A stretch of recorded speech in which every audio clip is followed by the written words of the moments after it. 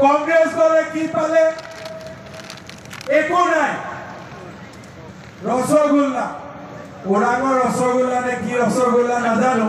এই কংগ্ৰেস সৰকাৰেৰ বিৰুদ্ধে বিটিআৰত আটাইতকৈ বেশি হত্যা আৰু হিংসাৰ ৰাজনীতি হৈছিল। কিন্তু কংগ্ৰেসেৰ ৰাজনীতি শান্তিৰ উপৰত প্ৰতিষ্ঠিত নহয়। কংগ্ৰেস আৰু আমাৰ মাজলৈ নাহে। শ্ৰদ্ধা ৰাইজ, আপোনালোকে চিন্তা কৰক, মাত্ৰ কেইদিনমান আগতে পঞ্চায়তৰ ইলেকশ্যন হ'ল। সমগ্ৰ অসমতে বিজেপিৰ জয়যাত্ৰা। কংগ্ৰেছ দলে কি পালে?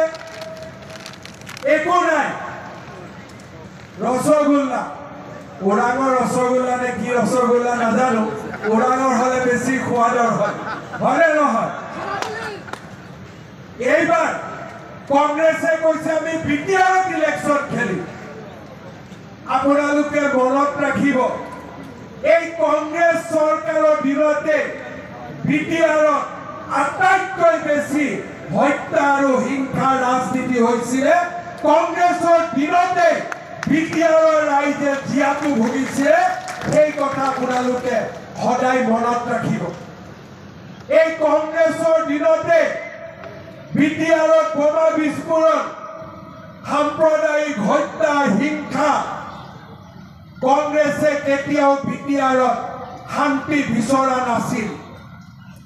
2014 চনৰ পিছত নৰেন্দ্ৰ মোদী ডাঙৰীয়াই বিটিআৰলৈ শান্তি আনিলে। যি কাম মোদী ডাঙৰীয়াই কৰিলে, সেই কাম কংগ্ৰেসেও কৰিব পাৰিলেহেঁতেন।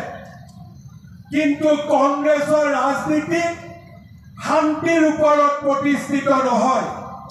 কংগ্ৰেসেৰ ৰাজনীতি হৈছে ভাতৃঘাতী সংঘৰ্ষৰ ৰাজনীতি।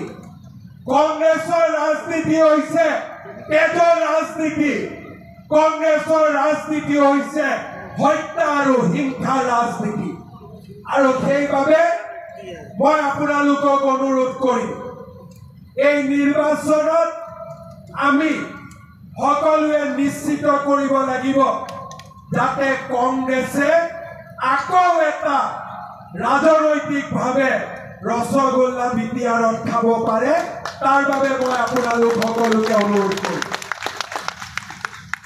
শ্ৰদ্ধা ৰাইজ, মই নিশ্চিত যে এইবাৰ আমি বিটিআৰত ভাল ফলাফল কৰিম।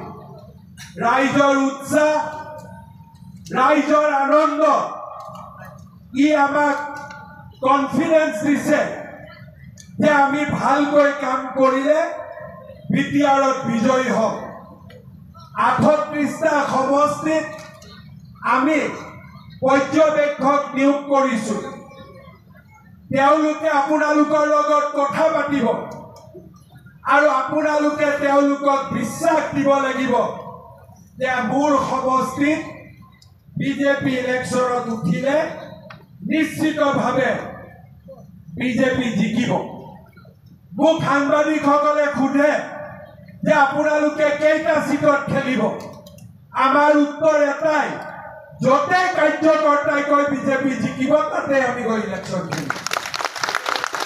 আৰু জিকিব বুলি ক'লেও নহ'ব, সংগঠনত শক্তিশালীও হ'ব লাগিব।